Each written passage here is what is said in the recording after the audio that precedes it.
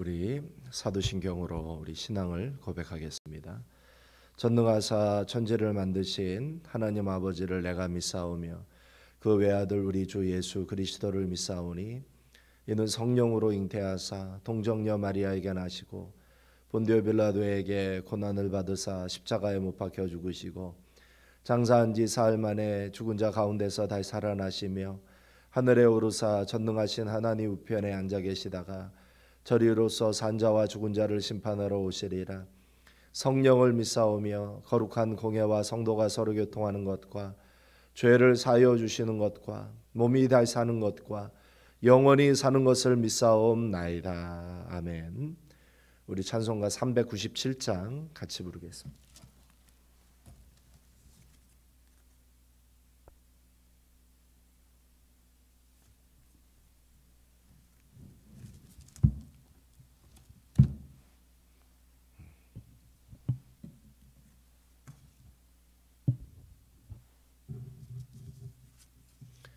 찬송가 397장. 주 믿는 사람 일어나 다 힘을 합하여 이 세상 모든 마귀를 다 져서 멸하세. 저 앞에 오는 적군을 다 싸워 이겨라. 주 예수 믿는 힘으로 온 세상 이기네.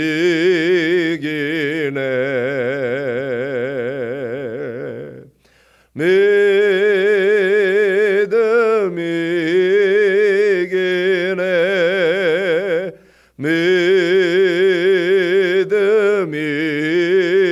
이기네. 주 예수를 믿음이 온 세상 이기네. 온 인류 마귀 괴율로 큰 죄에 빠지니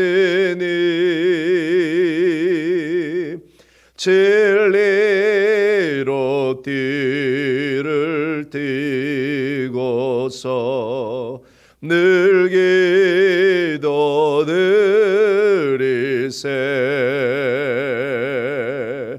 참 믿고 의지하면서 겁 없이 나갈 때 주 예수 믿는 힘으로 온 세상 이기네.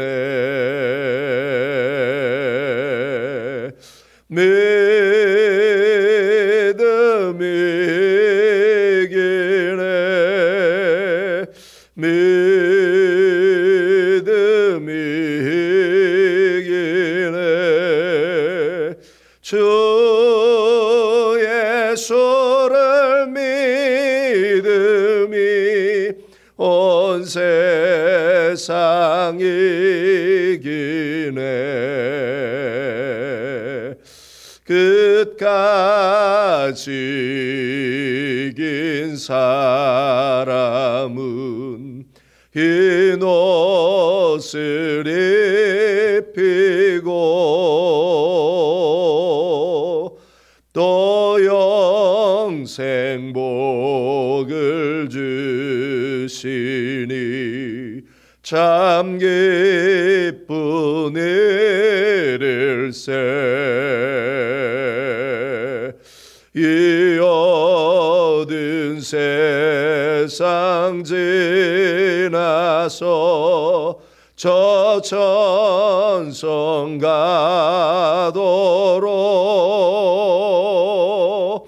주 예수 믿는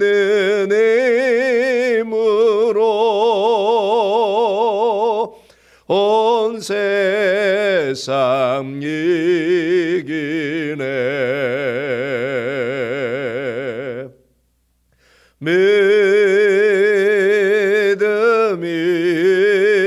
이기네. 믿음이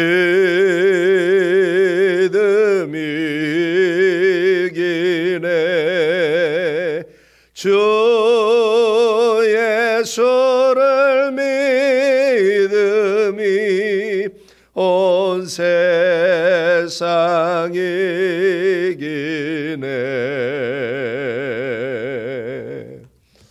할렐루야. 네, 우리 함께 은혜 받으신 말씀은 우리 히브리서 5장 1절에서 10절 말씀입니다.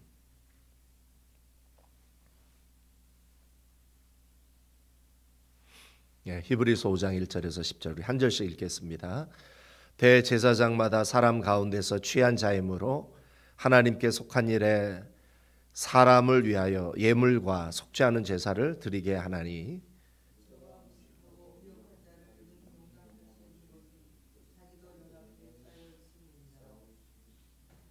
이러므로 백성을 위하여 속죄제를 드림과 같이 또한 자기를 위하여 드리는 것이 마땅하니라.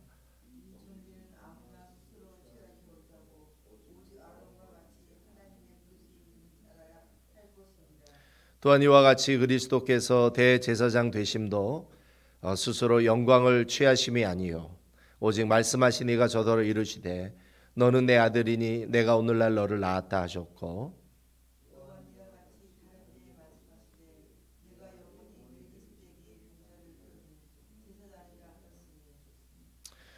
그는 육체에 계실 때에 자기를 죽음에서 능히 구원하실 이에게 심한 통곡과 눈물로 간구와 소원을 올렸고 그의 경외하심을 인하여 들으심을 얻었느니라.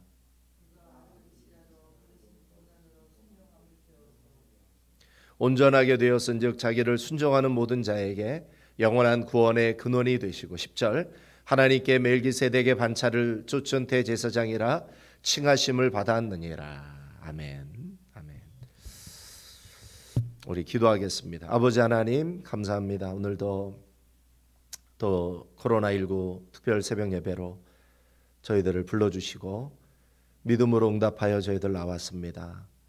예배를 통해 기도를 통해 찬양을 통해 저희들 하나님을 만나 새롭게 되고 거룩하게 되고 또 주님의 마음을 받기를 원합니다. 다윗과 같이 하나님의 마음에 합한 자라는 그러한 칭함을 듣도록 저희들의 마음을 인도하여 주시옵소서.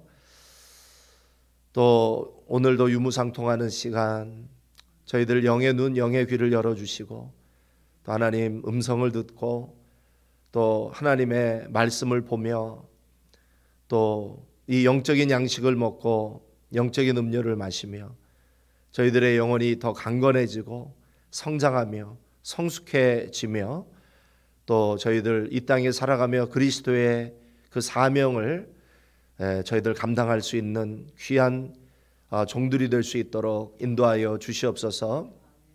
아버지 또 이 코로나19를 속히 없애주시고 또 사랑하는 우리 성도들 한자리에 모여 다 함께 예배드릴 날이 속히 오게 하여 주시옵소서. 또 이때에 여러 가지 어려움을 당한 성도들 또 질병의 어려움 또 마음의 어려움 또 관계의 어려움 이 모든 어려움들을 주님께서 붙잡아 주시고 위로하시고 그 모든 어려움을 이길 수 있는 힘을 주시며 치유하시며 또 하나님께서 피할 길을 허락해 주실 줄 믿습니다. 또 저희들 견디고 인내하며 또 그리스도의 의를 우리 모두가 이룰 수 있도록 인도하여 주시옵소서. 오늘도 또 귀한 은혜 주실 걸 믿고 감사하며 주 예수 그리스도의 이름으로 기도합니다. 아멘. 아멘.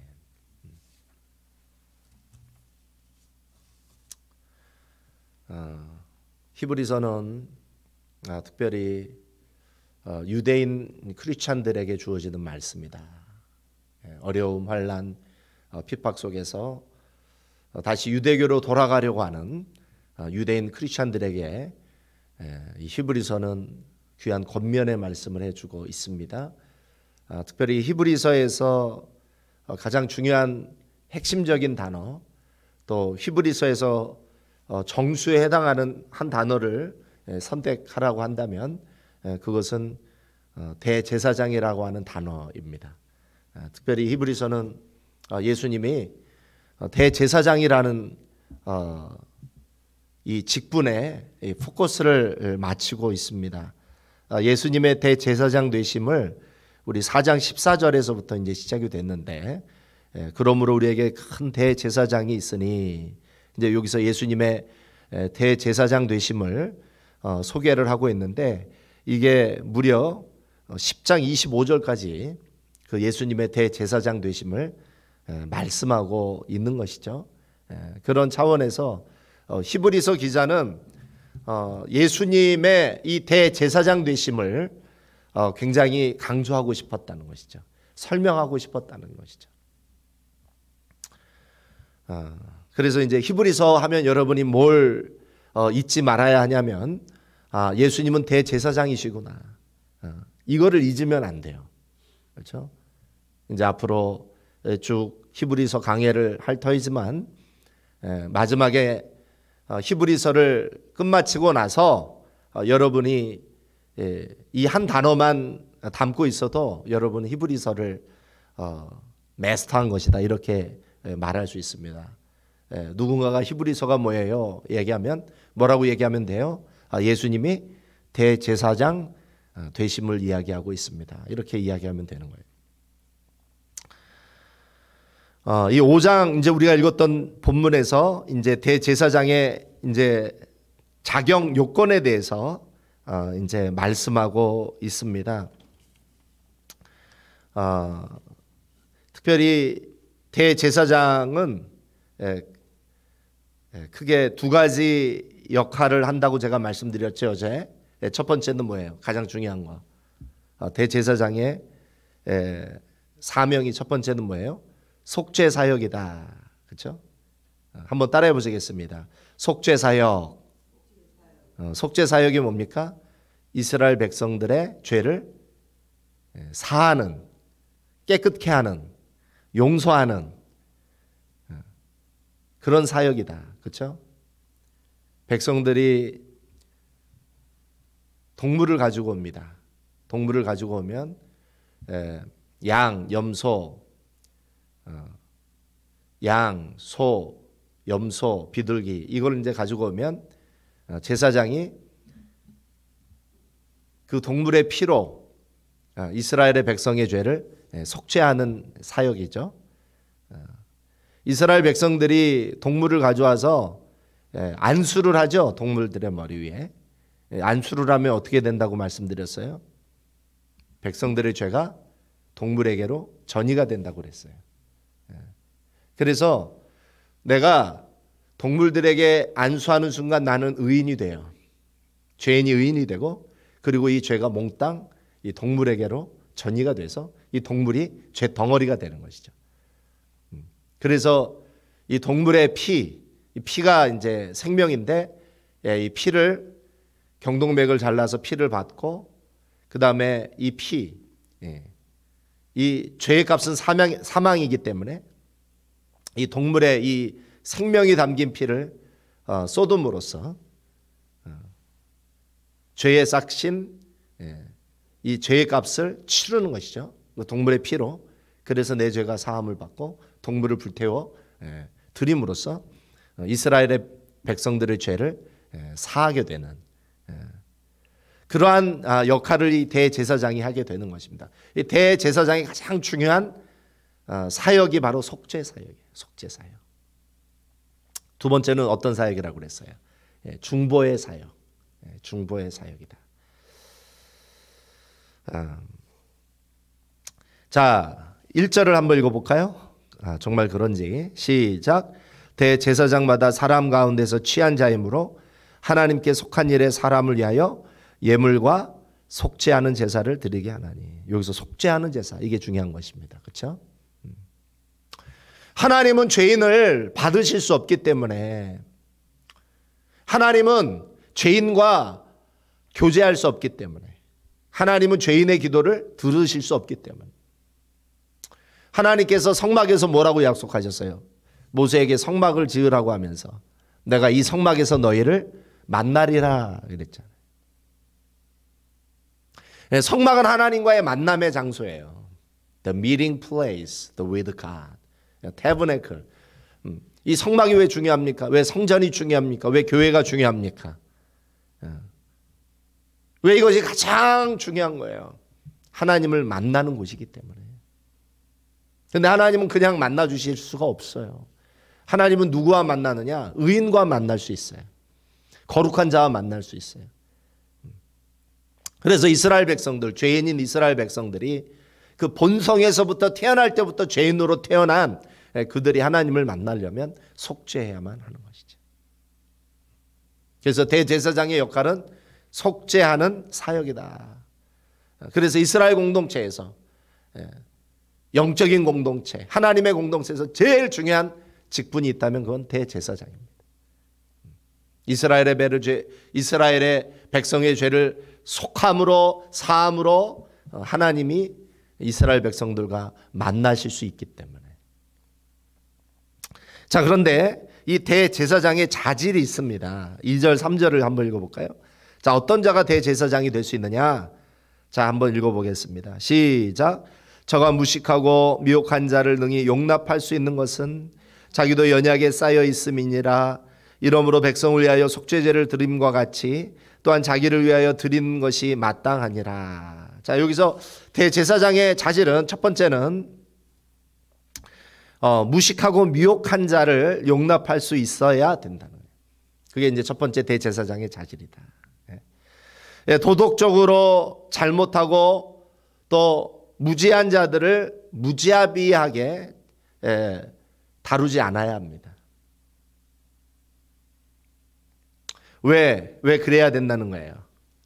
왜 대제사장은 왜 도덕적으로 문제가 있고 또 무지한 자를 무자비하게 다루지 말아야 할까? 왜 그것이 대제사장의 첫 번째 자질일까? 그 이유는 대제사장인 자신도 연약하기 때문에. 대제사장도 나면서 죄인으로 태어나기 때문에. 그리고 이 죄로 인해서 자신도 얼마든지 죄를 지을 수 있기 때문에. 그래서 대제사장의 첫 번째 자질은 무식하고 미혹된 자들을 용납할 수 있어야 된다. 자, 두 번째 대제사장은 그냥 자기가 원해서 되는 게 아니라는 거예요. 우리 4절을 한번 읽어보겠습니다. 4절 시작. 이 존귀는 아무나 스스로 취하지 못하고 오직 아론과 같이 하나님의 부르심을 입은 자라야 할 것이니라. 이 존귀라는 것은 뭐냐면 대제사장이 가진 존귀함이에요. 자, 사람은 스스로 존귀하고 싶어 하죠. 자기 자녀들도 존귀하게 살고 싶어 하죠. 그러나 이 대제사장이 되는 것은 자의로 될 수가 없다. 내가 되고 싶다고 될 수가 없다 이 말이에요.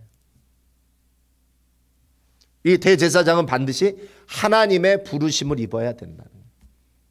하나님이 선택해 주셔야 된다는 거예요. 그래서 목사 안수를 받는 과정에서 가장 중요하게 체크하는 게 있어요. 당신은 하나님께서 부르셨느냐 이거를 체크해요. 어떻게 부르셨느냐. 그래서 인터뷰할 때 목사들은 하나님의 그 부르심을 받은, 선택을 받은 그 과정을 설명을 해야 돼요. 거기에서 하나님이 부르신 것이 아니라 자기 스스로가 원해서 자기가 하고 싶어서 이 목사가 되려고 하는 사람들은 목사 안수를 줄 수가 없는 것이죠. 그리고 자기가 원해서 목사가 되는 사람들은 이 직분 가운데 하나님이 함께 하시질 않아요. 인간적인 열심으로 뭔가를 할 수 있지만 거기에서 하나님의 열매를 맺혀질 수가 없는 것이죠. 하나님이 부르신 자에게만 성령의 기름 부으심이 있는 거예요. 대제사장도 마찬가지예요. 이것이 아무리 존귀하고 아무리 중요한 사역이고 그것이 되고 싶다 할지라도 대제사장은 하나님이 부르셔야만 하는 거예요. 하나님이 선택해야만 하는 것이죠.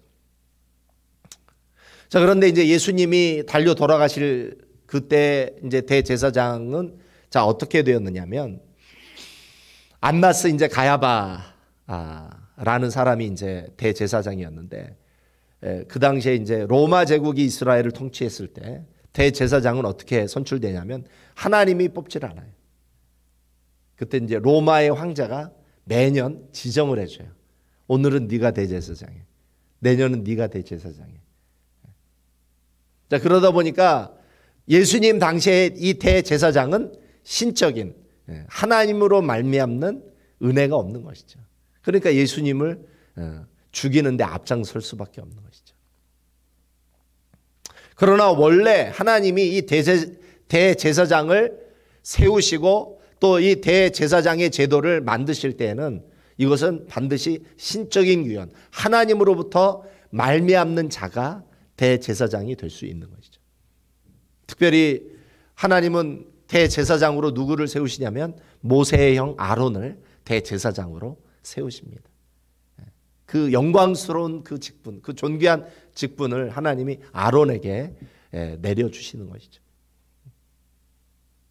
아론은 어떤 역할을 했나요?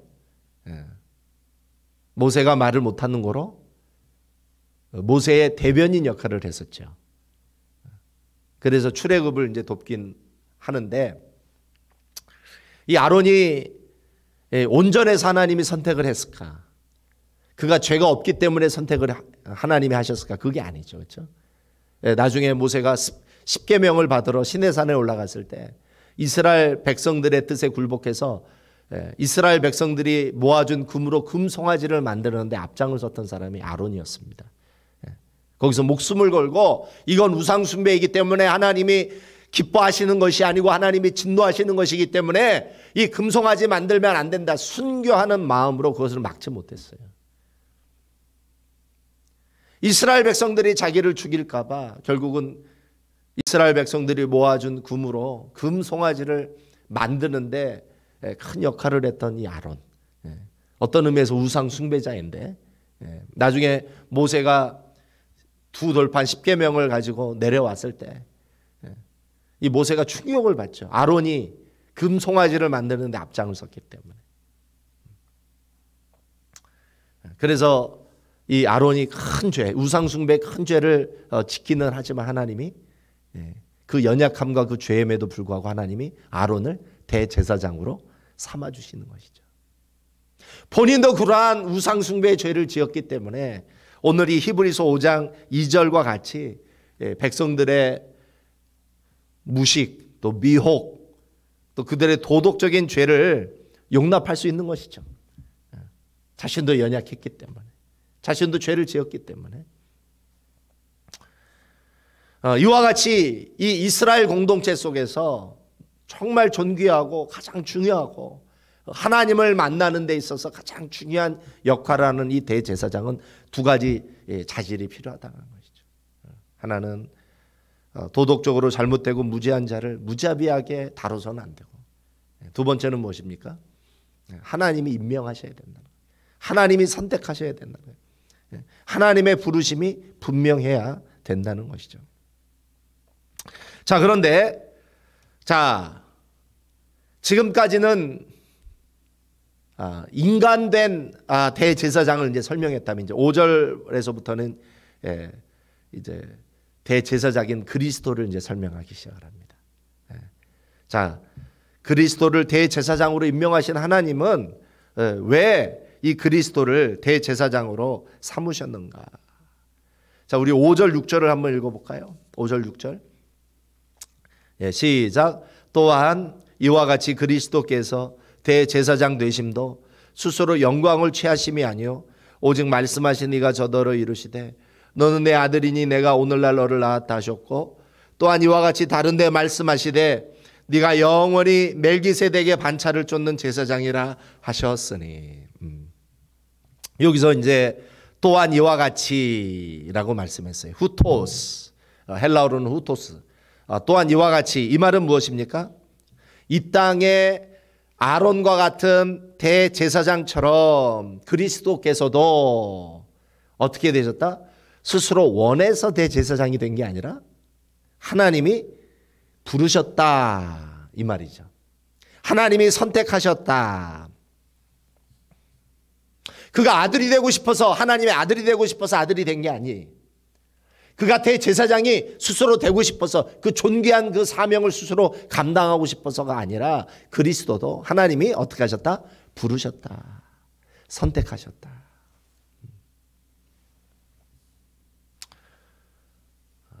여러분, 구원에 있어서 이것도 똑같은 거예요. 하나님이 아론을 대제사장으로 삼으시고 하나님이 그리스도를 대제사장으로 삼으신 것과 똑같아. 우리가 구원받는 것도 똑같습니다. 제가 여러분에게 한번 말씀을 드릴게요. 질문할 테니까 맞춰보세요. 여러분의 구원은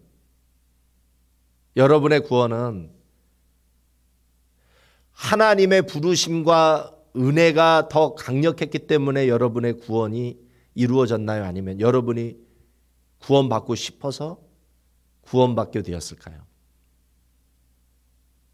무엇이 먼저일까요? 여러분의 구원은 하나님의 부르심, 하나님의 은혜가 먼저일까요? 아니면 여러분의 뜻, 여러분의 의지가 먼저일까요? 그렇죠. 하나님의 부르심이 먼저이다. 하나님의 부르심, 하나님의 은혜, 이것이 없었다면 저와 여러분은 절대 구원받을 수 없다는 것이죠. 이거를 존 웨슬리는 뭐라고 얘기하냐면 prevenient grace, 선제하시는 은혜다.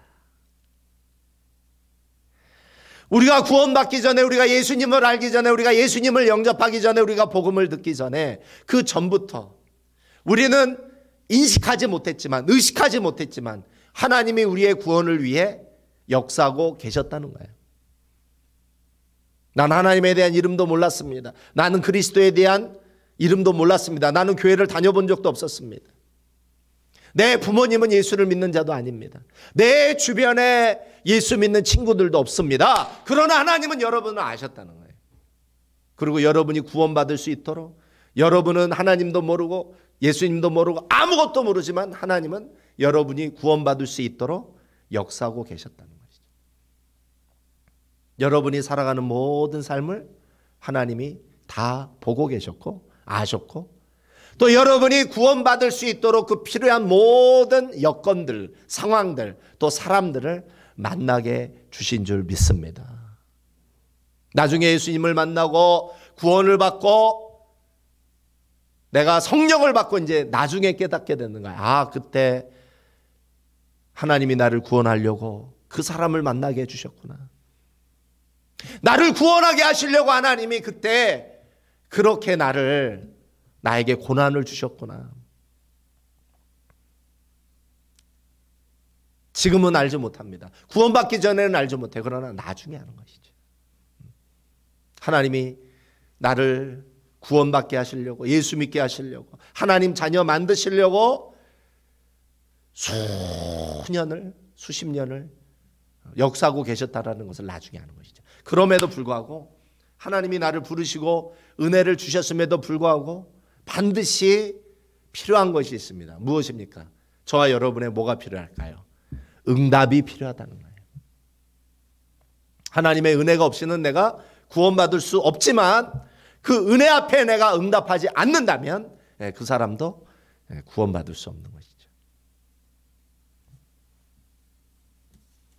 그래서 먼저 우리의 구원, 우리가 하나님의 자녀가 된 것은 누가 먼저 시작하신 거예요? 하나님, 그렇죠. 예수 그리스도가 먼저 시작하신 것이죠. 누가 먼저 사랑하신 거예요? 예수 그리스도가 여러분을 먼저 사랑하신 것이죠. 나의 노래가 되시는 하나님을 내가 종일토록 찬양함은 그가 나를 사랑하시기 때문에, 나를 사랑하시기 때문에 내가 그를 먼저 사랑한 것 아니요, 그가 나를 먼저 사랑하시니 그의 사랑은 영원토록 변치 않아서 나를 사랑하시니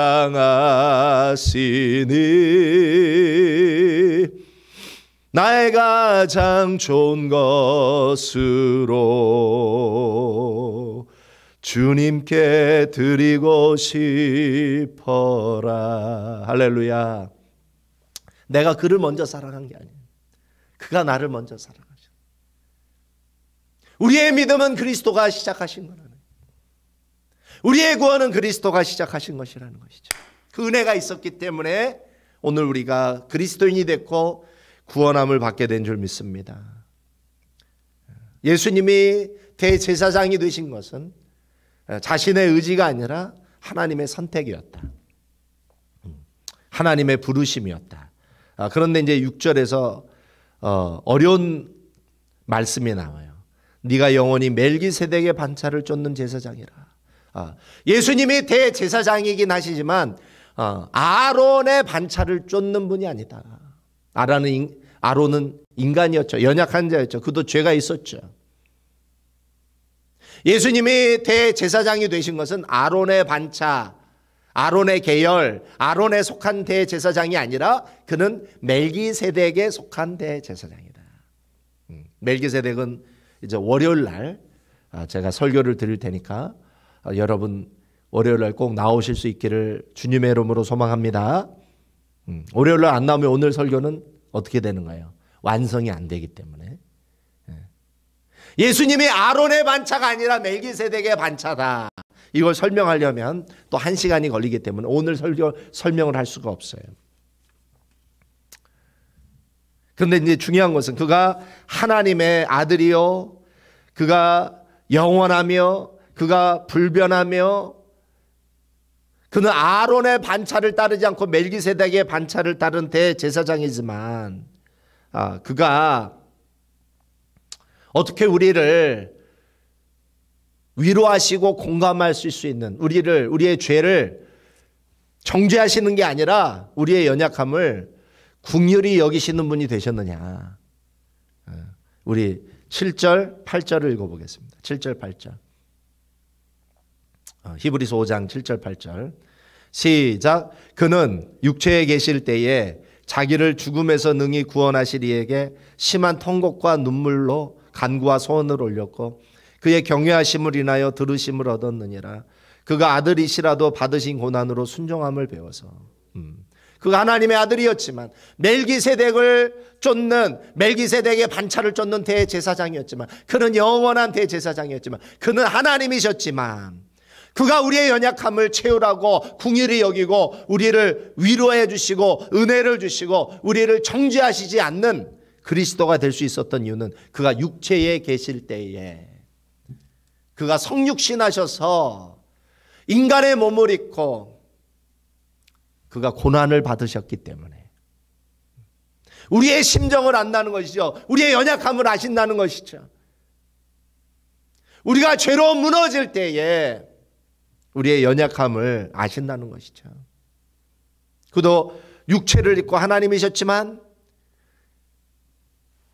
죽음 앞에 섰었고 십자가 앞에 섰었고 핍박도 받았고 거절도 당해봤고 굶주림도 당했고 피곤해서 졸기도 하셨고 목마르셔서 사마리아 여인에게 물 좀 달라고 하셨고,